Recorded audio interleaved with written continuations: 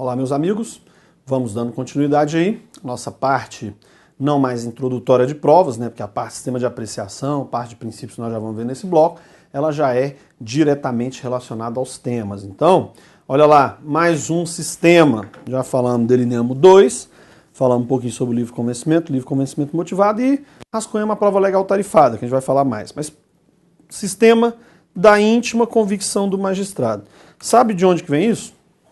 Isso vem lá daquela época antiga da Grécia e da Roma, em que o julgamento era feito em praça pública. E quem julgava, condenando, absolvendo, era o povão. Quem quer que condenar? Tá lá. O povão não dizia o porquê que estava condenando, absolvendo. Pergunta, esse sistema aí, de íntima convicção, vai ter aplicação no nosso direito? Vai. Sabe aonde? Tribunal do júri. Olha o povão lá de novo. Porque no crime doloso contra a vida, quem julga é o povo. Tá lá, é o jurado. É o representante ali, são os pares do mesmo sujeito ali daquela comunidade. E o jurado, meu amigo, quando ele vai condenar ou absolver, ele não pode nem falar porque que ele está fazendo. O dele é sigiloso, ele não pode nem emitir, não pode nem fazer sinais que tá. Vota sim ou não? Sim, não pode isso. Não pode, é sigiloso o voto dele. E ele julga com base na sua íntima convicção. Às vezes, meu amigo, o jurado, ele não fundamenta. Por exemplo, tem júri, que eu fiz 1 ano e pouco de júri, numa cidade satélite que tinha bastante júri, vamos dizer assim. Tinha muita punição para júri. E eu fiquei mais de 1 ano e pouco ali fazendo júri. E eu vi, às vezes, advogada, rapaz, orientando o réu a não ir no dia do interrogatório do júri, lá no plenário. Se o cara não for no interrogatório lá no júri, já é 70% de chance dele sair condenado. Porque o jurado pensa assim, esse cara não veio não, e o promotor sabe jogar com isso. Olha aqui, senhor, joga o descaso. Tá todo mundo aqui, os senhores estão aqui, não estão recebendo nada, o juiz está aqui. E aqui, ó, foi acusado, toca a intimação, nem veio. Olha o descaso aqui com esse julgamento. Tem jurado que, sim, põe, toma condenação do sujeito. Então, por que você não vai saber se ele está fazendo por isso? Tem, por exemplo, também, advogado, eu nunca fiz isso. Mandar a reunião, eu falo, pode ser o crime que for, tu vai lá, fica lá na frente do jurado, tu vai lá, tu não pode deixar de ir lá não. E outra, ficar calado na frente do jurado, 70% de já ser condenado também. Por que o jurado pensa? O jurado é o pessoal do povo. Ele não diz, não pode condenar só com base na confissão, explicar princípio. O jurado não quer saber disso, não. O jurado é o seguinte, ele veio aqui, não quer falar nada, foi tu mesmo. Tu tá falando, ficando calado por quê? Eu acho que é esse cara. Acabou. Já mete o sim lá. Foi ele? Foi. Bota sim lá dentro. Quesito de materialidade. Quesito de autoria. Ele só bota sim ou não. Você nunca vai saber por que ele está condenando ou absolvendo. Então, no nosso sistema, no nosso direito, sistema de apreciação das provas, também engloba o da convicção íntima e é com relação aos crimes mais graves, que são os crimes dolosos contra a vida, que a Constituição, no artigo 538, reservou a competência do tribunal do júri. Então, põe na tela aí pra gente, olha lá, ó. Sistema da íntima convicção do magistrado. Aqui melhor colocar juiz, né? Porque é do jurado aí. Não é o magistrado. Isso é uma forma de magistrado aí, mais questão terminológica. Mas, olha lá, é vigente em relação aos jurados que vão compor o tribunal do júri. Aqueles senhores que vão sentar, vai ficar lá o dia do julgamento. Juiz, escrivão, promotor, aqui fica uma mesinha para defesa. Réu fica aqui sentadinho, ele tem que ir lá. Aqui fica uma cadeirinha para a hora sentar. A vítima, em regra, não vai estar lá, né? Só se for tentado. Testemunha, perito, blá, blá, e aqui fica eles aqui, ó. Olha lá eles sentadinho. São 7 jurados. E aqui o povão vai assistir lá. Ou seja, eles depois que vão, né, explicar, todos os demais vão para a salinha secreta e lá eles vão, tem uma mesinha redonda lá, eles vão perguntando, primeiro quesito, no dia tal, a vítima foi, né, sofreu disparo de arma de fogo, aí os 7 fica com 2 cédulas, aí o passo que vão, bota sim ou não, o que você acha? Aí eles vão botando lá dentro, aí o juiz recolhe o descarte. Sim, 1 voto. Não, 2, é bem legal essa hora lá do julgamento. Mas olha lá, então, o que acontece? Sistema da convicção íntima. Todos os julgamentos do Poder Judiciário serão públicos e fundamentados em todas as decisões. Não, aqui o própria Constituição no artigo 538, isso é a regra geral, para tudo, né? Mas tem outra norma constitucional, que é o 538, que assegura o quê? O sigilo da votação do jurado. Então, ele não pode falar, ele não pode justificar o seu voto. Beleza? E o sisteminha que a gente já falou, da prova legal tarifada, também chamada de certeza moral do legislador. Também é utilizado no nosso país de forma excepcional, em relação aos crimes que deixam vestígios, e também, vamos colocar aqui, ó, com relação ao estado das pessoas. Tem até súmula 55 do STJ que trata disso.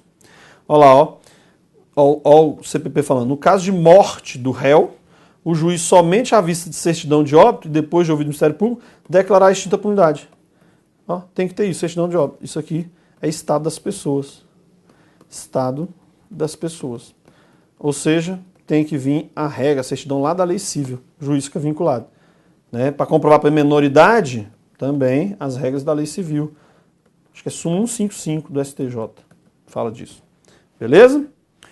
Vamos ver mais. Se a decisão sobre a existência da infração depender de solução de controvérsia a que o juiz repute sério e fundado sobre estado civil das pessoas, maior, menor, casado, solteiro, vivo, morto, o juiz pode suspender a ação penal, ó, até que o juiz civil veja a controvérsia dirimida em sentença passada em julgado, sem prejuízo, entretanto, de ouvir algumas testemunhas no processo penal e adiantar alguma prova urgente. Tá vendo? O juiz tem que suspender o processo e aguardar a decisão dos cívils. Às vezes o sujeito está sendo acusado lá de abandono material, não dá alimento para as crianças, para os filhos, ele fala, não sou pai, não tem nada a ver com isso aí. Aí vai ter que ter uma ação civil para ver se ele não é o pai, para depois ter o processo penal pelo crime de abandono material. Beleza? Ok. Então, a regrinha lá, ó. A regra é o juiz formar a sua convicção pela livre apreciação da prova. Essa é a regra. Ok? Mas olha aqui. Então, aqui, livre convencimento. Livre convencimento motivado. Olha aqui um prova legal ou tarifada. Quando a infração deixar vestígios, será indispensável o exame de corpo de delito. Seja o direto, que é feito pelos peritos, que é o laudo pericial, seja o indireto. Esse indireto vai ser o quê? Vai ser uma prova documental, um atestado do médico, por exemplo, uma prova testemunhal. Só que esses dois só vão ocorrer quando desaparecerem os vestígios. E jamais pode suprir a ausência do exame direto ou indireto a confissão do acusado, porque ela tem um reduzido valor probatório. Então isso aqui é um pouquinho de prova legal tarifada. Ok? Aí, ó o negócio do exame de corpo. Não sendo possível o exame de corpo de delito, por haverem desaparecido os vestígios, a prova testemunhal pode suprir a falta. Então aí é usando o indireto, que a prova testemunhal é um exame de corpo de delito indireto. Para efeitos penais, não é a súmula 55 não, onde eu tinha colocado lá, é essa aqui, ó. Tá aqui, é a súmula 74. Não sei de onde eu tirei, eu vou olhar depois a súmula 55, eu tô com ela na cabeça aqui. Então, para efeitos penais, o reconhecimento da menoridade do réu requer prova documentável. Isso aqui é prova legal ou tarifada. Então você está vendo aí, nós já estamos sabendo diferenciar os três sistemas de apreciação das provas.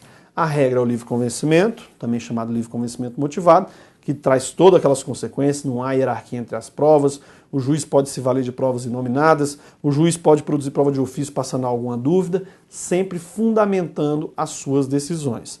Agora, no Brasil, não é descartável também a existência dos outros dois sistemas, que é o sistema da prova legal ou tarifada e o sistema da certeza, que é o sistema da certeza moral do legislador, e também a convicção íntima, que é no caso do júri. Beleza? Sistema de apreciação das provas, cai bastante, hein? Fica ligado nisso aí. Agora vamos ver mais tema, a parte de princípios das provas. Por que a gente vê? Muitas vezes você vai pegando aí, tem tópico no processo penal, fala princípios do processo penal, mas cada parte específica tem o seu princípio. Então nós temos princípio do inquérito policial, nós temos princípio das provas, nós temos princípio do... nós temos princípio das provas, de comunicações processuais, dos recursos, e aqui da parte probatória também.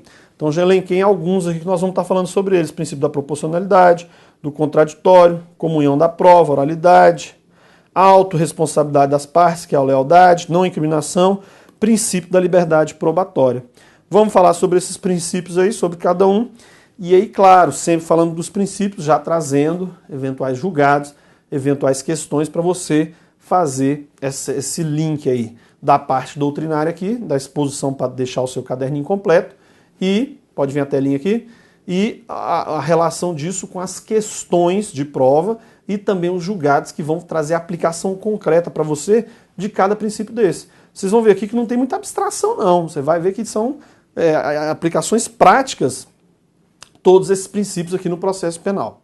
Beleza? Então vamos para o primeiro, olha lá. Primeiro é o princípio da proporcionalidade. O que é esse princípio da proporcionalidade? Ó, decorre, olha lá, da razoabilidade dos atos processuais. O poder público não pode agir imoderadamente. Ó. Por quê? O Estado ele tem o direito de punir, mas ele tem que respeitar o quê? A presunção de inocência, né, deve prevalecer. Por isso, aqui com base no princípio da proporcionalidade, são inadmissíveis as provas ilícitas? São, mas em alguns casos, até a prova ilícita vai ser admitida, porque o juiz vai pesar, vai ver a proporcionalidade entre os interesses e, a depender do caso concreto, ele pode até admitir uma prova ilícita. Então há aqui, com relação à atividade probatória, uma proporcionalidade, até porque nenhum direito fundamental é absoluto, beleza? Olha lá mais um. Aos litigantes, em processo judicial administrativo e aos acusados em geral, são assegurados contraditória e ampla defesa com os meios e recursos a ela inerentes. Ninguém será considerado culpado até o trânsito em julgado da sentença penal condenatória. Beleza? Não interessa ao Estado a condenação dos inocentes, é um princípio que é melhor absolver um inocente, né? É melhor absolver um culpado do que condenar um inocente, isso é um princípio básico lá, que decorre também da proporcionalidade ao quê? Tudo bem que o processo penal ele é feito para o Poder Judiciário, que é o órgão estatal que vai aplicar a jurisdição, ele tem que percorrer aquele caminho para, ao final, aplicar uma pena. Mas ele não pode fazer isso de forma exacerbada, tem que respeitar os demais princípios. Então, por isso, o princípio da proporcionalidade entre os vários direitos. Olha lá, ó. O exercício do poder estatal é limitado. Somente sendo justificadas as restrições a direitos individuais por razões de necessidade, adequação e supremacia do valor a ser protegido. Aí você pensa, pô, mas você precisa ficar explicando isso? Precisa. Já peguei vários processos, por exemplo, o réu, o cara está respondendo processo solto. Está respondendo processo solto. Beleza. E ele é chamado para ir para ser interrogado. E ele não vai. O que é que o juiz faz se ele não vai? Condução coercitiva? Manda prender preventivamente? Nada disso. É direito da pessoa ser interrogada. Se ela não quer ser interrogada, é direito dela. Ela que se vira. Não pode o juiz ir lá obrigar ele para... E o que você achava, agora está mais difícil isso, mas decisão mandando prender preventivamente porque o cara não ia no interrogatório. Não dá. Cadê a proporcionalidade nisso? Como é que você obriga alguém a exercer um direito? Vem cá ser interrogado. Ué, não dá. A ampla defesa é o direito de presença, estar presente aos atos e audiência. Tem como obrigar o cara a comparecer, não tem proporcionalidade nisso, ok? Olha lá. Olha um aqui de prova ilícita que o juiz vai admitir com base na proporcionalidade. Uma família vítima de extorsão grava conversação com infratores, ó, sem ordem judicial. A polícia vai admitir isso como prova para chegar lá no... Vai. Proporcionalidade. Contra o réu até, a proporcionalidade contra o réu. Proporcionalidade. Beleza? Então, família vítima de extorsão que grava conversação com infratores. Interceptação de carta de interno. Não pode. Só que às vezes estão suspeitando do motim. Então, vai fazer o quê? Vai pegar aquela interceptação, mesmo sem ordem judicial, porque é um direito maior, segurança dos funcionários, dos próprios presos. Então, vai e abre a carta do interno, mesmo sem ordem judicial. O juiz vai analisar em cada caso se houve proporcionalidade naquela conduta no caso aí do diretor do estabelecimento prisional. Gravação feita por um dos interlocutores, isso aqui tanta proporcionalidade que o Supremo admite. Se você está conversando com alguém e você grava, não tem problema. Vocês não têm a cláusula de sigilo, não pode um terceiro gravar. Aí, porque se for um terceiro, tem que ter o quê? Ordem judicial, ok? Então, o princípio da proporcionalidade, ele vai permitir a prova ilícita pro societá, nesses casos aqui, por exemplo. Então, o princípio da proporcionalidade não é só prova ilícita, prova ilícita, vamos botar aqui, ó. Não é só prova ilícita pro réu, é pro réu e pro sociedade, ok? Então, tem as duas aí com base na proporcionalidade. Beleza? Tem essa controvérsia sobre a utilização de prova ilícita em favor da sociedade, mas o que dá base a ela é o próprio princípio da proporcionalidade. Beleza? Olha aqui um Supremo com objeção a esse princípio. Ó. Em relação a qual houve reserva de ministro do tribunal, a tese aventada de que a garantia constitucional da inadmissibilidade de prova ilícita se possa opor com o fim de dar-lhe prevalência em nome do princípio da proporcionalidade, olha lá, o interesse público na eficácia da repressão penal, em geral, ou em particular determinados crimes, é que aí foi a Constituição mesma que ponderou os valores contrapostos e optou, em prejuízo, se necessário da eficácia da persecução penal, pelos valores fundamentais. Optou pela dignidade da pessoa humana, aos quais serve de salvaguarda a proscrição da prova ilícita, a proibição. De qualquer sorte, olha lá, ó, salvo em casos extremos de necessidade, inadiável e incontornável, a ponderação de quaisquer interesses constitucionais oponíveis à inviolabilidade do domicílio não compete a posterior a juízo do processo em que se pretende introduzir ou valorizar a prova obtida na invasão ilícita, mas sim àquele a quem incumbe autorizar previamente a diligência. Então você está vendo aí que muitas vezes até uma invasão de domicílio sem ordem judicial, o tribunal, o juiz, né, dali do caso concreto, vai ver se autoriza ou não aquela prova como lícita. Ele vai analisar com base no princípio da proporcionalidade. Beleza? Olha lá. Desde que observado o devido processo legal, que é uma cláusula ampla, né, que é o todo devido processo legal, pressupõe que está observando todas as leis, é possível a utilização de provas colhidas em processo criminal como fundamento para reconhecer no âmbito da ação de conhecimento no juízo cível a obrigação de reparação de danos causados, ainda que a sentença penal condenatória não tenha transitado em julgado. Olha do que já está se falando aqui, ó. Você vai usar agora prova colhida no processo penal. Você vai tirar a prova aqui do processo penal. Prova do processo penal. Para juntar isso, aonde? Lá no processo civil, para fins de indenização. Até porque o fato ele pode gerar as três responsabilizações. A responsabilização penal, a responsabilização administrativa e a responsabilização penal. Olha lá, olha o artigo 63 do CPP. O trânsito em julgado da sentença penal condenatória somente é pressuposto para a sua execução no juízo cível, não sendo, portanto, impedimento para que o ofendido proponha a ação de conhecimento. Perfeito. Porque assim, ó, quando tem um fato criminoso, você está passivo de responsabilização nas três esferas. Se você quiser buscar civilmente o dano, você pode esperar o processo penal terminar, a sentença penal condenatória transitar em julgado. Por quê?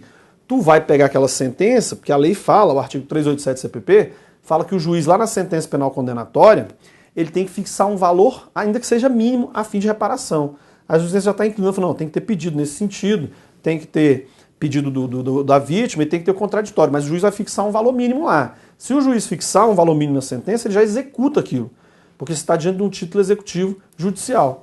Se você não concordar com aquele valor, o juiz não fixou, você pode liquidar aquela sentença, entra o processo de liquidação. Ou você não precisa nem esperar, você entra com a ação civil ex delito, com o fim de obter, olha lá, a reparação dos danos causados. E muitas vezes você pode levar algum documento de prova, né, aí claro que vai passar sob o crivo do juiz, retirar do próprio processo penal para fundamentar a ação cível. Então você está vendo aí que tudo nesse aspecto probatório gira bastante em torno do princípio da proporcionalidade. Mas não é o único princípio. O muito importante que vai permear todo o processo penal, inclusive no que se refere às provas, é o princípio do, põe na telinha, contraditório. Olha lá, princípio do contraditório. O que é a base desse princípio do contraditório? Se tal processo lá penal em andamento, ação penal, vamos botar aqui desde a fase preliminar, né? Que ela é dispensável, não sempre vai ter. Então pode ou pode não ter, mas tem uma ação penal, o juiz recebe a ação penal e o processo está seguindo. O que está acontecendo aqui? Se o Ministério Público pedir para juntar um documento, a primeira coisa que o juiz tem que fazer, notifique-se a parte contrária, ou intime-se a parte contrária para se manifestar. Quando vai ouvir vítima, o promotor pergunta para a vítima, depois a defesa vai perguntar. Quando tem testemunha, primeiro, né, as testemunhas da acusação, depois da defesa, o promotor faz essa pergunta, depois a defesa vai fazer. Quando a defesa inverte aqui, né? A defesa faz primeiro, depois faz. Mas, ou seja, se tem as alegações finais, também a outra parte vai se manifestar, tem que ser os dois. Então você vê que o processo penal, acontecer alguma coisa no processo, tem que abrir vista aí para a parte contrária. E isso é o contraditório, a outra parte tem que se manifestar. Não pode juntar um documento lá quando o gabinete está concluído para o juiz, já para ele julgar, e o juiz vem e julga com base naquele documento sem franquear a parte, o contraditório. Beleza? Então tem que ter o contraditório. Olha lá. Todas as provas produzidas por uma das partes podem ser contraditadas contra a prova pela outra parte. Seja com argumento, seja com documentação, mas é aí a garantia do contraditório que está até na Constituição. Não há no processo penal as chamadas provas secretas, para fins de garantir à outra parte a possibilidade de quê? De contraprova. Se você vai ser condenado, tem que saber qual é a prova com base na qual estão te condenando. Não existe isso de prova secreta, ok? Isso não é admitível aqui com base no princípio do contraditório que está lá na nossa Constituição Federal. Tranquilo até agora? Então o princípio de contraditório ele permeia todo o processo penal, não só na fase de prova. Por exemplo, se uma parte apresenta um recurso, a outra parte tem direito a apresentar as contrarrazões. E por aí vai. Juntou o documento, outra parte se manifesta e tal. É a dinâmica do processo penal. Tá? Então esse é um princípio maior e tem bem relacionado com as provas, mas é um princípio que permeia todo o processo penal. Outro, princípio da comunhão da prova. O que é essa comunhão da prova? Isso aqui é complicado, viu, essa comunhão da prova. Eu até tentava explicar isso aí para os réus, quando fazia júri, porque júri é meio complicado. Então, assim, tem que pensar bem quem que você vai ouvir como testemunha, como vítima. Quer dizer, como vítima é a vítima, né? Mas como testemunha, às vezes você dispensa o depoimento da própria vítima lá, se for possível. Essa acusação geralmente vai exigir que a vítima esteja lá, mas se dispensar, a defesa dispensa também. Ó. Ou não, vai depender de cada caso. Mas assim, por quê? Às vezes, quando é advogado particular, eu fui muito da Defensoria Pública. Então, a Defensoria Pública não fica muito vinculada ao que a parte quer. Ela chega lá, doutor, tem que ouvir tantos testemunhos. Para quê? O que cada testemunha dessa vai falar? Por quê? Porque pode ser que a testemunha vá lá e termine piorando pro réu. Eu já vi vários casos desse aqui que complica para ele. Muita testemunha falando. Por quê? Por conta disso aí, ó. Uma vez juntada a prova, ela pertence ao processo, podendo o juiz formar convicção mesmo contra quem juntou. Eu já perdi júri, já ganhei júri contra a mãe do réu, por exemplo. A mãe de réu, mãe da vítima de crime, já permitiu uma absolvição do réu. Complicado. Então, às vezes, você tem que orientar a parte. Ó, nós vamos votar, mas que a testemunha vier lá, o juiz vai formar convicção para um ou para outro sentido. Por quê? Por conta lá do princípio da comunhão da prova. Olha lá, uma vez produzida, a prova é comum, passa a integrar ao processo, pertence ao processo. Nem à parte que a gerou, nem ao juiz. Por quê? Porque as partes podem contraditar, pode se manifestar sobre essa prova, pode questionar a convicção do juiz com base nela. Então, uma vez juntada, a prova pertence ao processo. Esse sistema é o chamado sistema da comunhão das provas ou da aquisição. Também é isso. Então, uma vez juntada, o juiz pode formar convicção, mesmo contra quem juntou a prova. Por isso eu vou falar para as partes, ó, tu quer juntar isso aí? Não é garantia que o juiz vai, pode até ter o efeito inverso, tá bom? Outro, mais um. Olha aí, princípio da oralidade. Olha o princípio da oralidade, vez e mexe a gente desenha ele, que é o quê? Toda vez a gente está fazendo isso aqui, ó, audiência, instrução e julgamento. Vários atos acontecem lá na audiência. Olha lá, o juiz sentado lá, aqui vai ficar o escrivão, aqui o promotor, aqui uma mesinha, aqui fica o advogado, aqui o réu, aqui ora, né, vai ter vítima. Ou seja, a prova é produzida aqui na audiência oralmente perante o juiz. Isso aqui é a base, inclusive, para o sistema do quê? É o princípio da identidade física do juiz. O juiz para o qual estão sendo produzidas as provas, identidade